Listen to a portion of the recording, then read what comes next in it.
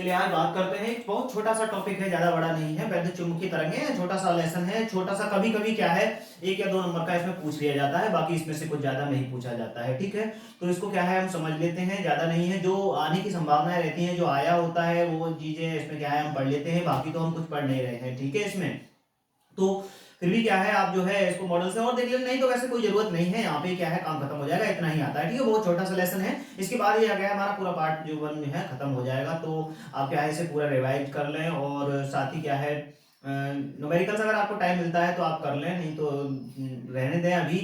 फिर हम दूसरे पार्ट की तैयारी करते हैं, और उसमें क्या है थ्योरी ज़्यादा है तो उसको लिखेंगे और याद भी करेंगे। तो मैं उम्मीद करता हूँ कि आप क्या है अच्छे से पढ़ाई कर रहे होंगे। बट कुछ नहीं, तो क्या है कि आपको जो है इसको समझने का प्रयास करना चाहिए। ठीक है, तो वैद्युत चुंबकीय तरंगें हैं। तो मैक्सवेल ने यह सिद्ध किया कि किसी भी क्षेत्र को, यानी कि अभी यहाँ शुरुआत हम ऐसे कर सकते हैं कि वैद्युत क्षेत्र है और चुंबकीय क्षेत्र है। हमने पढ़ा है कि अगर वैद्युत क्षेत्र को परिवर्तित किया जाता है तो क्या उत्पन्न हो जाता है, चुंबकीय क्षेत्र उत्पन्न हो जाता है। और अगर चुंबकीय क्षेत्र को उत्पन्न किया जाता है तो क्या उत्पन्न हो जाता है, वैद्युत क्षेत्र उत्पन्न हो जाता है। ऐसा होता है। ठीक है, दोनों में यही है कि वैद्युत क्षेत्र को अगर परिवर्तित किया जाए तो चुंबकीय क्षेत्र उत्पन्न होगा, और चुंबकीय क्षेत्र को अगर परिवर्तित किया जाए तो वैद्युत क्षेत्र उत्पन्न हो जाता है। ऐसा रिलेशन है। अगर दोनों ही क्षेत्रों को परिवर्तित किया जाए, साथ साथ समय के साथ दोनों ही क्षेत्र परिवर्तित हो रहे हैं, तो एक नया क्षेत्र वहां पर उत्पन्न हो जाता है, जिसके कारण वहां माध्यम में क्या है, एक विक्षोभ पैदा हो जाता है। और उसी विक्षोभ को हम क्या कहते हैं, वैद्युत चुंबकीय तरंगें कहते हैं। क्या कहा जाता है, उस विक्षोभ को वैद्युत चुंबकीय तरंगें कहा जाता है। ठीक है, तो वही चीज लिखी हुई है कि मैक्सवेल ने यह सिद्ध किया कि किसी भी क्षेत्र को, विद्युत या चुंबकीय को, समय के साथ परिवर्तित करने पर, इसको क्या है समय के साथ परिवर्तित करने पर एक अन्य चुंबकीय क्षेत्र उत्पन्न हो जाता है। एक अन्य जो होगा वो चुंबकीय क्षेत्र क्या है, उत्पन्न हो जाता है। तथा क्षेत्रों में सदिशों के परस्पर, तथा क्षेत्र जो है उनमें क्या है, सदिशों के परस्पर परिवर्तन, लंबवत परिवर्तन होने के कारण एक विक्षोभ उत्पन्न हो जाता है, जिसे विद्युत चुंबकीय तरंगें कहते हैं। आप पूरे को क्या है स्क्रीनशॉट लेके या फिर कैसे भी क्या है पॉज करके नोट कर लेंगे। ठीक है, बात आती है विद्युत चुंबकीय तरंगों के गुण की, विद्युत चुंबकीय तरंगें जो हैं उनके गुण क्या हैं, प्रॉपर्टी क्या है। तो इसमें बताया है पहली लाइन में कि विद्युत चुंबकीय तरंगों में प्रकाश, विद्युत चुंबकीय तरंगें प्रकाश के वेग से चलती है। किससे चलती हैं, विद्युत चुंबकीय तरंगें प्रकाश के वेग से चलती हैं। अर्थात ये निर्वात में 1/μ0 के वेग से संचरित होती हैं। अब निर्वात में जो प्रकाश की चाल होती है वो किसके बराबर होती है, 1/μ0 यही होती है। तो ये वाली जो तरंगें हैं इस चाल से क्या है आगे की ओर बढ़ती हैं। नंबर 2, इन तरंगों की प्रकृति कैसी होती है, अनुप्रस्थ होती है। इन तरंगों की प्रकृति कैसी है, अनुप्रस्थ है। ठीक है, तो ये तरंगें कैसी होती हैं, अनुप्रस्थ प्रकृति की होती है। 2 प्रकार की तरंगें होती हैं, एक अनुदैर्ध्य तरंगें और दूसरी होती है अनुप्रस्थ तरंगें। ठीक है, तो ये वाली जो तरंगें होती हैं ये कैसी होती हैं, अनुप्रस्थ तरंगें होती हैं। ठीक है, कैसी होती हैं, अनुप्रस्थ तरंगें होती हैं। नंबर तीसरा, विद्युत चुंबकीय तरंगों में विद्युत क्षेत्र और चुंबकीय क्षेत्र के सदिश परस्पर लंबवत होते हैं।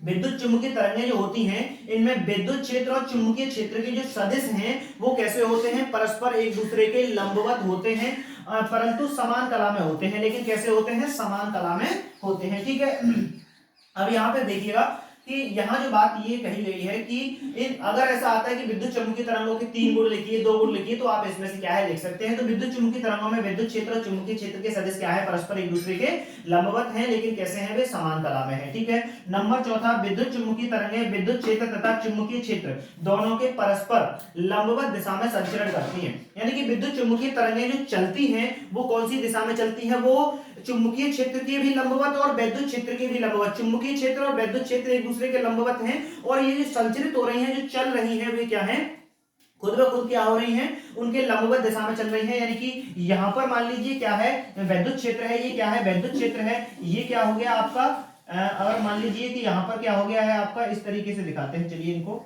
ये दोनों क्या हैं, ये वैद्युत क्षेत्र है। ठीक है, ये क्या है, चुंबकीय क्षेत्र है। तो दोनों क्या है, एक दूसरे के लंबवत हैं। तो यहां पर जो तरंग संचरित होगी वो भी क्या होगी, इनके लंबवत ही संचरित होगी। वो भी कैसे लंबवत होगी, यानी कि इस तरीके से संचरित होती है जिस तरीके से क्या है वो संचरण उसका हो रहा है। ठीक है, तो ये हो गई। फिर इसमें यहाँ पे लिखा हुआ है कि इनमें संवेग होता है। जो विद्युत चुम्बकीय तरंगे हैं इनमें क्या पाया जाता है, संवेग पाया जाता है। तो विद्युत चुम्बकीय तरंगों में क्या होता है, संवेग होता है। और नंबर 6 है, ये तरंगे आवेशों को त्वरित गति से उत्पन्न होती हैं। ये तरंगे जो होती हैं वे आवेशों की किससे उत्पन्न होती हैं, त्वरित गति से उत्पन्न होती है। आवेश जो है त्वरित गति कर रहा है तो वहां पर क्या है, वो तरंगे उत्पन्न हो जाती है। विद्युत चुम्बकीय तरंगे क्या होती है, जो मोबाइल से हमारे सिग्नल आ रहे हैं ये भी क्या है, विद्युत चुम्बकीय तरंगे हैं।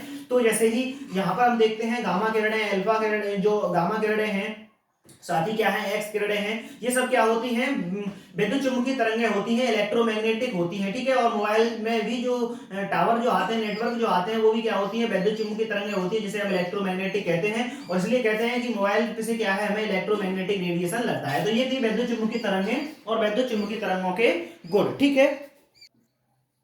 यहां हमने लिखा विद्युत चुम्बकीय तरंगें जो हैं वो कौन कौन सी हैं और उनके उपयोग क्या हैं और उनकी तरंगदैर्घ्य क्या है, इसी के बारे में ज्यादातर पूछा जाता है कि इनके क्या है, दो उपयोग लिख दीजिएगा। विद्युत चुम्बकीय तरंग का नाम देगा वहां पे, जैसे कि यहाँ पर क्या है, विद्युत चुम्बकीय तरंगें हैं गामा किरणें, एक्स किरणें, परावैंगनी विकिरण, दृश्य प्रकाश, अवरक्त विकिरण, माइक्रो तरंगें, रेडियो तरंगें। इन सभी को चलने के लिए माध्यम की आवश्यकता नहीं होती, क्योंकि ये कैसी तरंगें होती हैं, विद्युत चुम्बकीय तरंगें हैं, ठीक है। कैसी हैं, विद्युत चुम्बकीय तरंगें हैं सभी की सभी। तो वहां कहेगा गामा किरणों के दो उपयोग बताइएगा, एक्स किरणों के दो उपयोग बताइएगा, परावैंगनी विकिरण के उपयोग बताइएगा, ठीक है।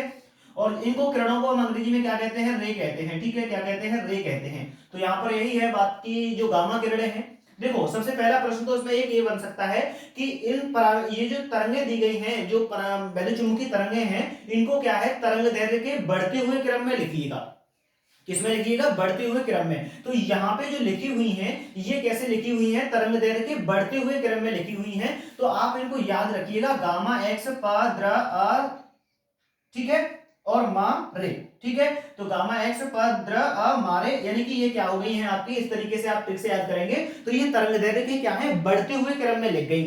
अगर प्रश्न में ये कहता है कि आवृत्ति में लिखिएगा, तो आवृत्ति के किसमें लिखी हुई है, ये घटते हुए क्रम में। तरंग दैर्घ्य के तो बढ़ते हुए क्रम में लिखी हुई है। ये मत समझना कि वहां माइनस का 14 लग रहा है तो वो क्या है, ज्यादा बड़ी है, वो छोटी है क्योंकि माइनस का लग रहा है, ठीक है। किसका लग रहा है, माइनस का। तो इसका मतलब ये क्या है, घटते हुए क्रम में, ये बढ़ते हुए क्रम में रखी है, किसमें, तरंग दैर्घ्य में। अगर आवृत्ति की बात करें तो किसमें रखी है, ये बढ़ते हुए क्रम में रखी है। इस चीज को आप क्या है, अपने दिमाग से क्या है, समझने का प्रयास कीजिए। तो यहाँ है गामा किरणें, इनकी तरंगदैर्घ्य मीटर में दी गई है 6 गुणा 10 की पावर माइनस 14 से 1 गुणा 10 की पावर माइनस 10। इसके बारे में कोई जानकारी नहीं दी जाती, ज्यादातर नहीं पूछा जाएगा, बिल्कुल संभावना नहीं है। लेकिन उपयोग पूछा जा सकता है कि गामा किरणों का उपयोग कहां पे होता है। तो गामा किरणों का जो उपयोग होता है, पहला इसका उपयोग है कैंसर के इलाज में, यानी कैंसर के इलाज में क्या है, गामा किरणों का उपयोग किया जाता है। और नाभिक की संरचना के अध्ययन में, अगर नाभिक की संरचना का अध्ययन करना है तो वहां पर किसका उपयोग किया जाता है, गामा किरणों का उपयोग किया जाता है। तो ये दो क्या हो गए हैं, इसके उपयोग हो गए हैं। इस तरीके से दो दो उपयोग क्या है, हमने सबके लिख रखे हैं, नोट करेंगे और समझेंगे, ठीक है। फिर आता है एक्स किरणों का उपयोग कहां पे किया जाता है, एक्स किरणों का। तो एक्स किरणों का उपयोग जो है शरीर की हड्डी टूटने, फेफड़ों की जांच करने, शरीर में छुपी गोली आदि की जांच करने में क्या होता है, एक्स किरणों का उपयोग किया जाता है। और किरणों को हम क्या कहते हैं, रे कहते हैं। तो इसका मतलब ये क्या है, एक्सरे है। तो एक्सरे का उपयोग कहां पर किया जाता है, तो एक्सरे वो नहीं होता जो क्या है बना के लाते हैं, जो पट्टा सा होता है, वो तो क्या है, उसका प्रिंट आउट है।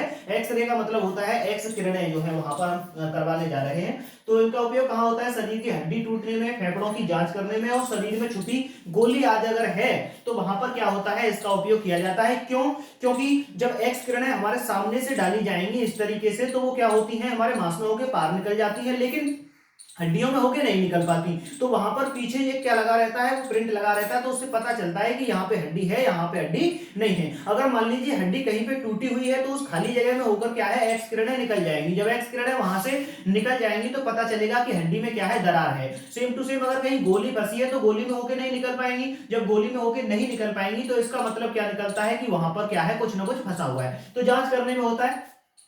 क्रिस्टल संरचना ज्ञात करने में, जब हम केमिस्ट्री पढ़ रहे थे तब हमने क्या है, वहां पर एक्स किरण विवर्तन द्वारा क्या है, विभिन्न प्रकार के जो क्रिस्टल पढ़े थे हमने, वहां पर उन क्रिस्टलों की जांच करने में क्या है, एक्स किरण का उपयोग किया जाता है, ठीक है।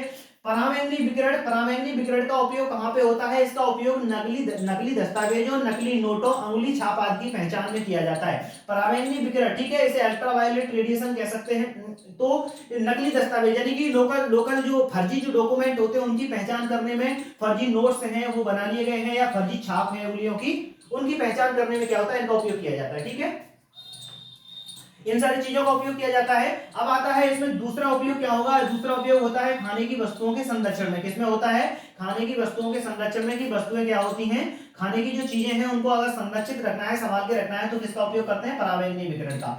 नोट आता है अब दृश्य प्रकाश। दृश्य प्रकाश का उपयोग होता है अणुओं परमाणुओं की बाह्य कोशों की संरचना के अध्ययन में। जो अणु हैं, परमाणु हैं, उनकी बाह्य कोश की संरचना क्या है, उस बाह्य कोश की संरचना क्या चीज होती है, उसके अध्ययन में क्या है, इसका उपयोग किया जाता है। ठीक है, उसके अध्ययन में क्या होता है, उपयोग इसका किया जाता है। ठीक है, अब बाहरी पहला हो गया। ठीक है, बाहरी संसार को हम दृश्य प्रकाश से ही देख पाते हैं। जो संसार हम देख रहे हैं, जो प्रकाश हमें अपनी आंखों से नहीं देख सकते, बल्कि प्रकाश की सहायता से हम पूरा संसार देखते हैं। तो जिस प्रकाश की सहायता से हम पूरा संसार देख रहे हैं, पूरी दुनिया जो हम देख रहे हैं, वो कौन सा प्रकाश है, वो दृश्य प्रकाश है। तो दृश्य प्रकाश का उपयोग बाहरी संसार को हम देखने में करते हैं। ठीक है, अब आता है अवरक्त विकिरण, इंफ्रारेड रेडिएशन। ठीक है, इंफ्रारेड रेडिएशन का क्या उपयोग होता है, पौध घरों में पौधों को गर्म रखने में। अगर पौध घर है, कहीं पे पौधे हमें गर्म रखने हैं, तो क्या करेंगे, वहां पर इंफ्रारेड रेडिएशन देते हैं, यानी कि अवरक्त विकिरण देते हैं, तो पौध घरों में पौधों को गर्म करने में। दूसरा, इंफ्रारेड का उपयोग होता है कोहरे व धुंध में देखने में। कोहरा और धुंध या अंधेरे में क्या है, हम चीजें नहीं देख सकते, लेकिन कुछ कैमरा ऐसे आते हैं जिन्हें हम नाइट विजन कहते हैं। तो नाइट विजन वाली जो चीजें होती हैं, उनसे क्या होता है, कोहरे में धुंध में क्या है, फोटोग्राफी की जा सकती है एकदम क्लियर। वो भी क्यों, क्योंकि उसमें इंफ्रारेड लगा हुआ है। कोहरे और धुंध में देखने के लिए किसका उपयोग किया जाता है, इंफ्रारेड का, नाइट विजन जिसे कहते हैं। तो नाइट विजन में अवरक्त विकिरण। माइक्रो तरंगे, माइक्रो तरंगों का उपयोग कहां पर होता है, पहली बात तो माइक्रोवेव ओवन में होता है। ओवन क्या होता है, एक प्रकार का डब्बा सा होता होगा, आप जानते होंगे। उसके अंदर क्या है, खाना वाना पकाते हैं, गर्म रखते हैं। ठीक है, तो माइक्रोवेव जो ओवन है, उससे खाना पकाने का भी काम होता है, पकता नहीं, वैसे क्या है, उसमें गर्म रखा जाता है। ठीक है, उसमें गर्म कर देते हैं, बिजली से चलता है, उसको चला दीजिएगा तो उसमें खाना रखा हुआ गर्म बना भी रहता है, हो भी जाता है, और उसमें क्या है, कुछ चीज क्या है जो आसानी से पक सकती है, उसे हम पका भी सकते हैं, इतना हीटिंग देता है वो। ठीक है, तो माइक्रोवेव ओवन में उसका उपयोग कर सकते हैं। नंबर दूसरा, गेंद तथा वाहनों की चाल ज्ञात करने में। गेंद कितनी तेज जा रही है, कोई वाहन कितनी तेज चल रहा है, इस चीज का उपयोग करने के लिए जो यंत्र बनाए जाते हैं, उन यंत्रों में किसका उपयोग किया जाता है, माइक्रोवेव का उपयोग किया जाता है। आपने देखा होगा, सच में नहीं देखा तो फिल्मों में या कहीं पे देखा होगा कि ऐसे करके बंदूक से लगा देते हैं दूर से वाहन पे, और ये पता चल जाता है कि ओवर लिमिट चल रहा है या फिर अंडर लिमिट चल रहा है। तो ओवर लिमिट, अंडर लिमिट, यानी कि इसकी स्पीड क्या थी, ज्यादा चल रही थी स्पीड, या फिर क्या चल रही थी, कम चल रही थी। ठीक है, ज्यादा चल रही थी या फिर कम चल रही थी, वो किससे पता करते हैं, माइक्रो तरंगों से पता कर लेते हैं। ठीक है, उस यंत्र में कौन सी तरंगें उपयोग की जाती है, माइक्रो तरंगें। नेक्स्ट आता है रेडियो तरंगें। नाम से ही पता चल रहा है रेडियो तरंगें, रेडियो का क्या, तो रेडियो तरंगों का उपयोग पहला होता है रेडियो तथा दूरदर्शन की संचार प्रणाली में। रेडियो है और हमारा जो टेलीविजन है, टीवी है, दूरदर्शन जो है, इसके संचार में इसके जो नेटवर्क आते हैं, वो किसके द्वारा आते हैं, रेडियो तरंगों के द्वारा आते हैं। तो रेडियो और दूरदर्शन की जो संचार प्रणाली है, उसमें किसका उपयोग करते हैं, हम रेडियो तरंगों का उपयोग करते हैं। ठीक है, और दूसरा उपयोग क्या होता है इसका, दूसरा उपयोग होता है सेल्यूलर फोन में संदेशों के आदान प्रदान में। जो सेल्यूलर फोन होते हैं, ठीक है, जो चलते थे पहले, उनमें क्या होता है, इनका उपयोग किया जाता है रेडियो तरंगों का। जो मैसेज हम दे रहे थे, आवाज भेज रहे थे या वैसा जो भेज रहे थे सेल्यूलर फोन में, वो किसके द्वारा पहुंचता था, रेडियो तरंगों के द्वारा पहुंचता था। ठीक है, तो ये बात हुई इनकी वैद्युत चुंबकीय तरंगों की, और वैद्युत चुंबकीय तरंगों के गुणधर्म ये हमने पढ़ा। ये क्या है, तरंगदैर्घ्य के घटते हुए क्रम में है, आवृत्ति के बढ़ते हुए, तरंगदैर्घ्य के बढ़ते हुए क्रम में है, आवृत्ति के घटते हुए क्रम में है।